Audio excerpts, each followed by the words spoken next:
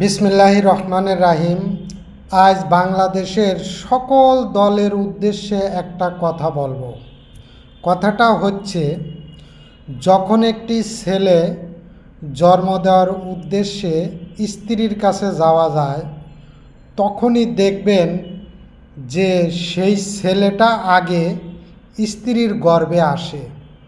এই স্ত্রীর গর্ভে আসার আগ মুহূর্তে একটু সময়ের দরকার হয়। এরপরে স্ত্রীর গর্ভে থেকে দুনিয়ার পার আসতে কিছুদিন সময় অপেক্ষা করতে হয়। কারো 10 মাস, কারো 9 মাস, কারো 8 মাস, কারো 7 মাস, এভাবেই অপেক্ষা করতে হয়। তদ্রূপ আবার এই সন্তানের বাবা ডাক শুনতে গেলেও আবার কিছুদিন সময়ের অপেক্ষা করতে হয়। তদ্রূপ আমাদের বিএনপি সরকার কেবল এই বাংলাদেশের রাষ্ট্রের ক্ষমতায় আসছে। এখন আসার পরেই তেল সংকট। এখন এটা আমাদের দেশে বুঝতে হবে জনগণের, যে এই তেলটা গোটা বিশ্বের ভিতরে একটা সংকট। কিন্তু এই সংকটের সময় কারো উপরে বোঝা চাপা দেওয়া হয় নাই এখনও। সরকার থেকে শুরু করে সরকারের নিম্ন স্তরের লোকজনগুলো, দপ্তরগুলো আপ্যায়ন চেষ্টা করতেছে যে তেলের দাম স্বাভাবিক রেখে তেলকে যতটুকু ঘাটতি আসছে আমরা স্বাভাবিকভাবে অতি দ্রুত এই ঘাটতিটা পূর্ণ করে জনগণের সাফল্য আনতে পারি। এভাবেই সবাই যদি আমরা একটু একটু করে বুঝি যার যার স্থান থেকে, তাইলেই কিন্তু বিষয়টা ক্লিয়ারভাবে বোঝা যায়। তাইলে আপনি আরেকটা কথা মনে করেন, আমাদের হজরত শেখ হাসিনা সরকারের সময় আমরা রোজার ভিতরে পেঁয়াজের দাম, বেগুনের দাম বাড়ার কারণে ওনা কিন্তু এও কথা বলছে যে যেহেতু বেগুনের দাম বেশি, আমরা তো ওই মিষ্টি লাউ দিয়েও বেগুনি ভেজে খাই, পেঁয়াজের পরিবর্তে আর কিছু বলবো না। যাই হোক, ওনা যেহেতু এই সমস্ত কথা বলে মানুষকে একটা চাপের ভিতরে, একটা বিভ্রান্তির ভিতরে রাখতো। যদি কেউ মুখ খুলতো তাকে নিয়ে জেলে আটকা রাখতো, পুলিশ দিয়ে ধরাইতো, পুলিশ দিয়ে তাকে দমন করত। তদ্রূপ এখন দেখেন, বর্তমানে বাংলাদেশ সরকারের যে কোনো জিনিসের ক্রাইসিস পূর্ণ করার জন্য সে কিন্তু তার নিজস্ব লোক দিয়ে আপ্যায়ন চেষ্টা করতেছে যে তেলের ঘাটতিকে কিভাবে পূর্ণ করা যায়, বিদ্যুতের ঘাটতিকে কিভাবে পূর্ণ করে মানুষের জীবনযাত্রার মান উন্নয়ন করা যায়, সেদিকে লক্ষ্য রেখেই মানুষকে কিভাবে সামনের দিকে এগিয়ে নিয়ে যাওয়া যাবে। তাই ওই হজরত শেখ হাসিনা সরকারের আমলের আর বর্তমান সরকারের আমলের আকাশ পাতাল ব্যবধান। এখন যদি শেখ হাসিনা সরকারের সময় এই তেলের দাম এই রকম হইতো, নির্ঘাত এই তেলের দাম বাইরে যেত। আমরা কিন্তু সেই তেলের দাম বাড়ে নাই। আর এই তেলের সংকটটা হচ্ছে পুরা বিশ্বের ভিতরে, এটা যে শুধু বাংলাদেশে তা না। আপনারা আপনাদের নিজের জায়গা থেকে একটু মানবতার ফলো করেন, তাইলেই দেখবেন যে আপনাদের যার যার স্থান থেকে আপনারা এটা ধরতে পারবেন।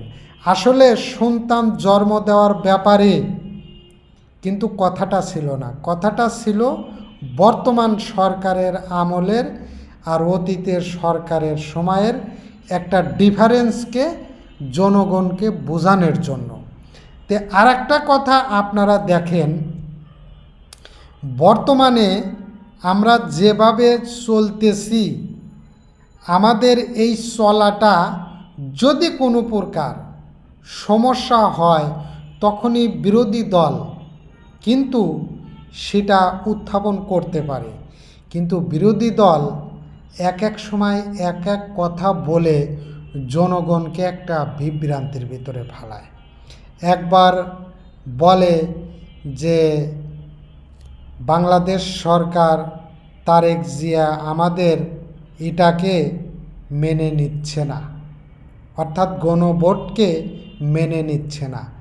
আবার সেই মুখেই বলতেছে যে শেখ হাসিনাই ভালো ছিল, তারেক জিয়া সে জিনিসটাকে মানতেছে না। তাহলে সেটাকে যদি না মানানোর জন্য কি কায়দা, কি কথা, কিভাবে বিলটে উত্থাপন করতে হবে সেটা আপনারা বলেন, বলে সেটা মানুষের ভুল ভাঙার চেষ্টা করেন। কিন্তু তা না করে সে ডক্টর শফিকুর রহমান সরাসরি বলতেছে যে শেখ হাসিনাই ভালো ছিল। তে শেখ হাসিনা যদি ভালো থাকতো, শেখ হাসিনার সময় কাঁচামরিচ কয় টাকা কেজি খাইছি, বর্তমান কাঁচামরিচ কয় টাকা কেজি খাই, পেঁয়াজ শেখ হাসিনার সময় কত টাকা কেজি খাইছি, বর্তমানে পেঁয়াজের কেজি কত করে কেজি খাচ্ছি। শেখ হাসিনার সরকারের সময় কাঁচা বাজার তরি তরকারি কী পরিমাণে দাম দিয়ে খাইছি আর বর্তমানে কি পরিমাণে দাম দিয়ে খাচ্ছি একটু আপনারা বিবেচনা করে দেখেন। যদি কোনো পণ্যের দাম বেশি হয় সেটাকে ডেবিট ক্রেডিটের বিবেচনা আপনারা ওই সংসদে বসে করবেন। আর সংসদে না করে এদিক ওদিক কথা বলেন, এটা তো ঠিক না। ফেসবুকে এসে কথা বলেন, এটা তো ঠিক না। আপনাদের জন্য সংসদের চেয়ার আছে, সংসদে সেই কথাটা বলেন।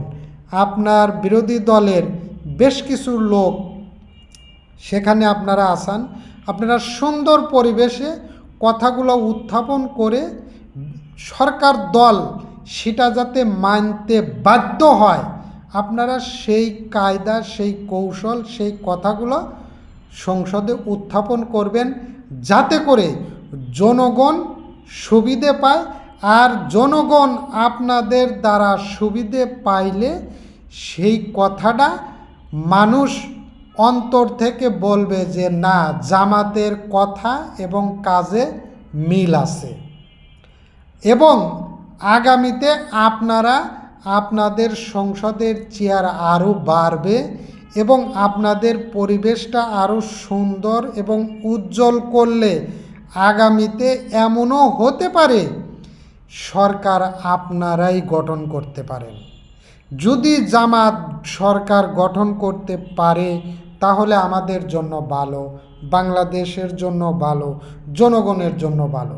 আর আপনারা এখনই যদি বিভ্রান্তির কথাবার্তা বলেন তাহলে কিন্তু আগামীতে এই চেয়ার আপনাদের আরও কমে যাবে।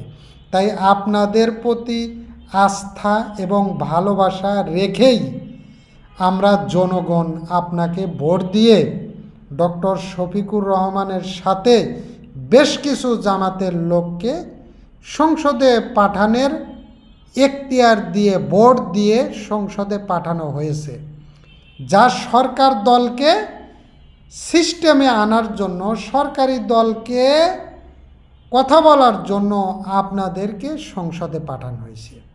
সরকার দল যেটা বিরোধী করবে সেটা আপনারা কিভাবে সেটাকে সংশোধন করবেন সেটা আপনাদের ব্যাপার। আর আপনাদের এইটা করার জন্যই আপনাদেরকে সংসদে পাঠানো হয়েছে। আশা করি বিষয়গুলো বুঝতে পারছেন। এই কথাগুলা শুধু ছেলে জন্ম দেওয়ার ব্যাপারে না, সকল দলকে সংসদে বোঝানোর জন্য এবং বোঝার জন্য আমি এই কথাগুলো বলছি। আশা করি ভিডিওটা বেশি বেশি শেয়ার করে সকলকে বোঝা এবং এই জিনিসগুলা মানার তৌফিক দান করে। সকলেই বলি আমিন।